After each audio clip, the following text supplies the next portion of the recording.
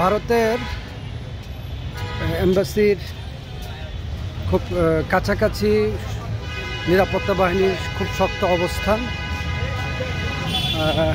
আগরতলায় বাংলাদেশ দূতাবাসের ঘটনার পর এখন নিরাপত্তার চাদর দিয়ে ঢাকার গুলশানের ভারতীয় দূতাবাসের যে ইয়েটা সেটা তারা অনেকটা নিরাপত্তার চাদর দিয়ে ঢেকে রেখেছে।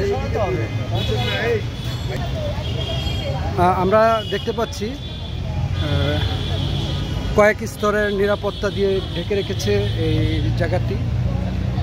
এটা ভারতীয় দূতাবাসের একেবারে পূর্ব দিকের শেষ কর্নার, যেটা সেখানে কোস্টগার্ড এবং বাংলাদেশ সেনাবাহিনীর সদস্যরা এখানে একেবারে শক্ত অবস্থানে আছে।